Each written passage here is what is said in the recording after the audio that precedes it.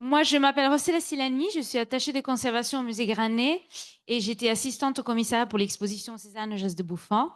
Donc, j'ai le plaisir de faire la modération de cette table ronde, cette deuxième table ronde ce matin. Et je vais vous présenter brièvement les intervenants. Donc, on a Denis Koutane qui, en vrai, n'a pas besoin de présentation, mais puisqu'on est là, vous êtes donc peintre, écrivain, historien de l'art et conservateur en chef du patrimoine et ancien directeur du musée Granet.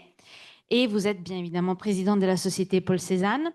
Détail qui est important, c'est que vous êtes donc, comme je disais, écrivain sous le pseudonyme de Denis Coutagne et vous présentez donc cet après-midi votre nouvel ouvrage. Nous avons aussi André Dobronski. Vous êtes professeur en art du 19e siècle à l'Université de Pennsylvanie et vous êtes conférencier régulier à la Barnes Foundation. Vous avez publié nombreuses œuvres sur d'autres artistes de l'impressionnisme et de l'avant-garde. Nous avons Anne Ginswald. Vous êtes conservatrice, restauratrice honoraire de peinture à la National Gallery of Art de Washington. Vous avez donné de nombreuses conférences sur l'histoire de la conservation, sur les catalogues et les marchands des couleurs, la peinture en plein air, et vous avez écrit sur de nombreux artistes comme Manet, Cézanne, Degas, Cassé, Van Gogh, Picasso et Malevich. Nous avons aussi donc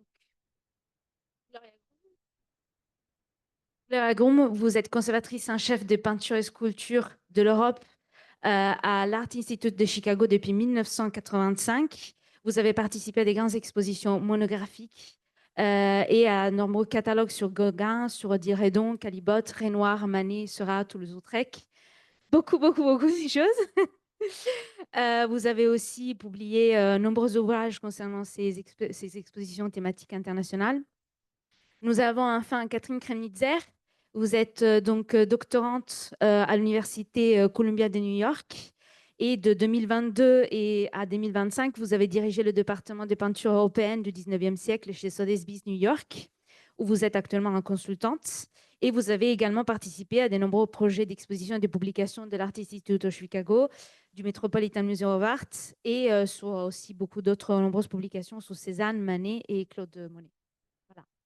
Donc la table ronde de ce matin, c'est justement comme introduisait tout à l'heure Jane sur l'avenir du CCRD, sur ce centre de documentation et de recherche qui va ouvrir ici. On a la chance du coup d'avoir ces personnes qui ont énormément d'expérience dans la recherche, dans les expositions, les publications qui peuvent donner des pistes, des réflexions sur ce que effectivement le CCRD pourra faire. Et voilà, je laisse la parole à Denis qui va faire une courte introduction du CCRD, du coup, et qui ensuite fera une conversation avec M. Doronski sur qu'est-ce qui peuvent être justement les démarches scientifiques, académiques, voilà, qui peuvent être faites. Merci Rossella.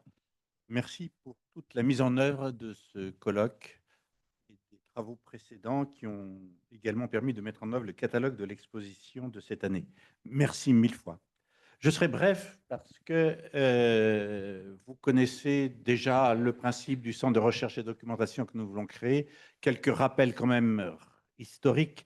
Notre société a été créée en 1998 en hommage à John Riewald, après un colloque qu'on avait fait sur lui sous le titre Cézanne Riewald. Et cette idée qu'à Aix-en-Provence, non seulement tous les tableaux étaient partis à un moment donné, mais même le savoir cézannien avait un peu déserté Aix. Pas complètement, mais un peu quand même. Il y a eu des expositions de 56 avec le seul ténor qui était là, c'était Léo Marschutz.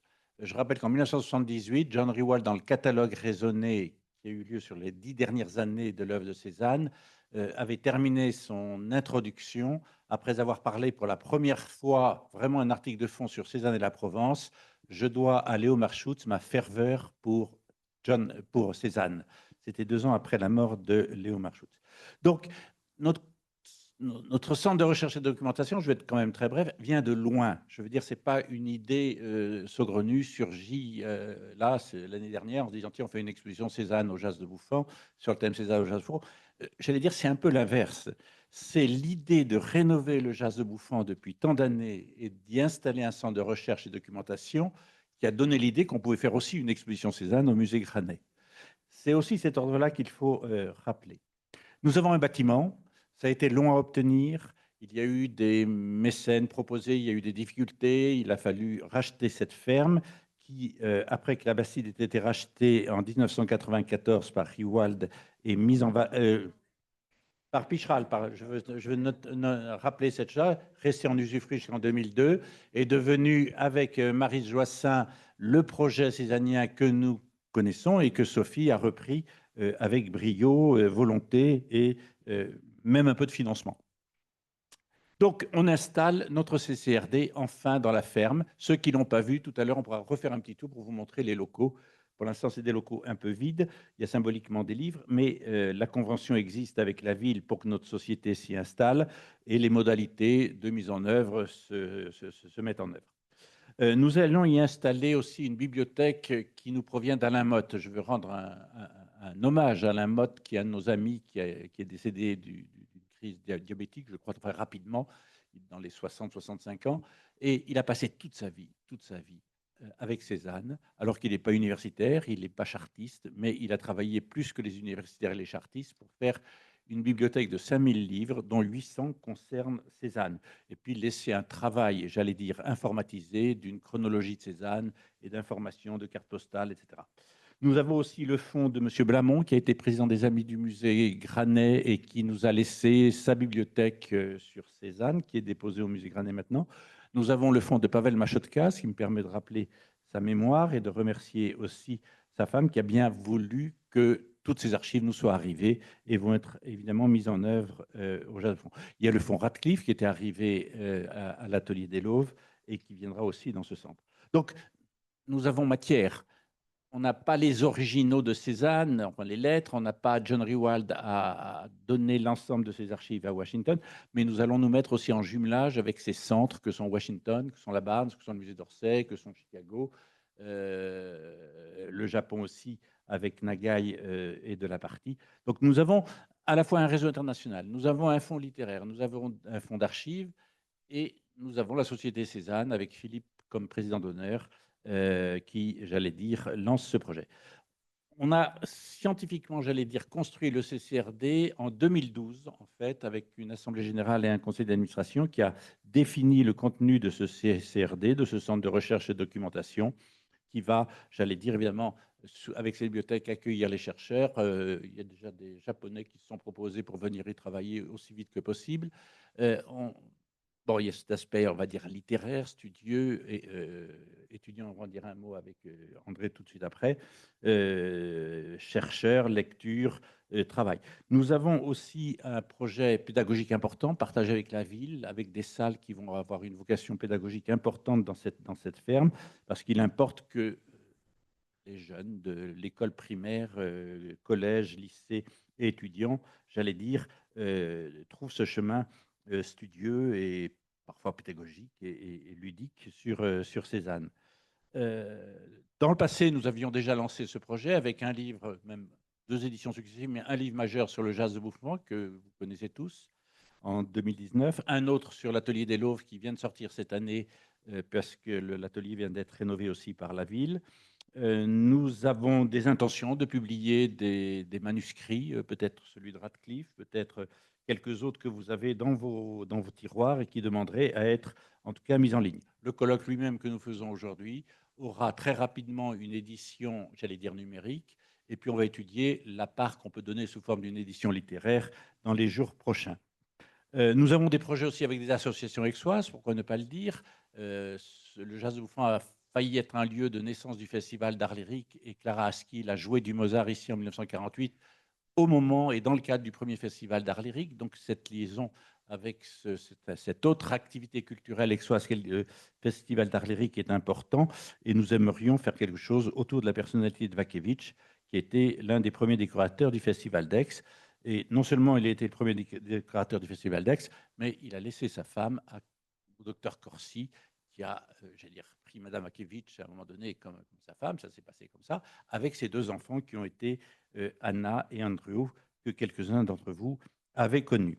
Voilà ce que je voulais dire un peu sur ce colloque. Qu'est-ce que nous voudrions faire de façon plus spécifique?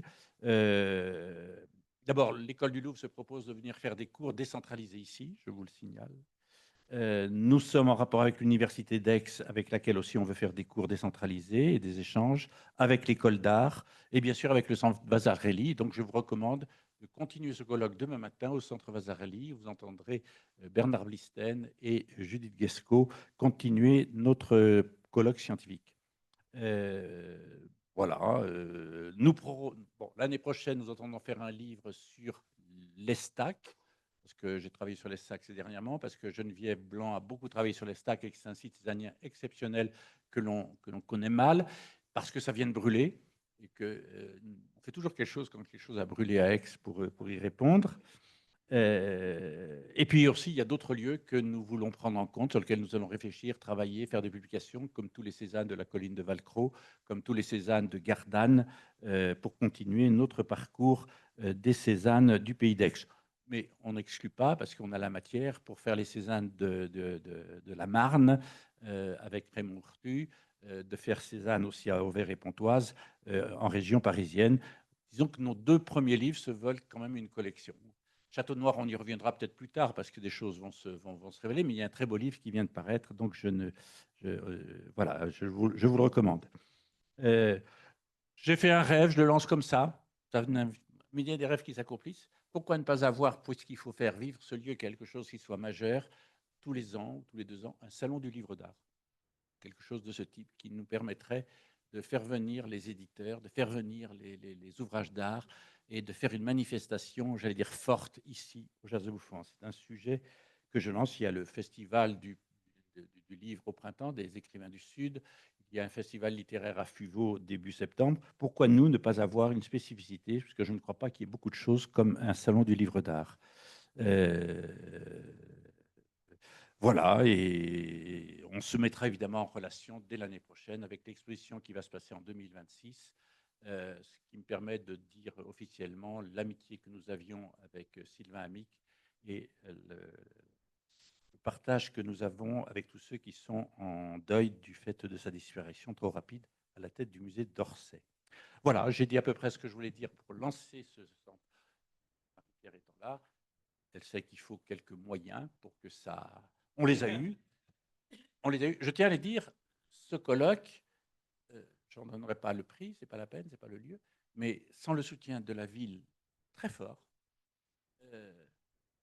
par tout ce qu'on a pu quand même prendre en charge, les voyages, les repas, même si ça a été un petit peu... ça se passe bien. Les hôtels, même si on n'a pas pu trouver tous les hôtels qu'on aurait voulu parce que Aix était très pris, mais bon, vous êtes là et on arrive quand même à faire merci Marie-Pierre pour ce soutien que je sais être qu'une promesse pour les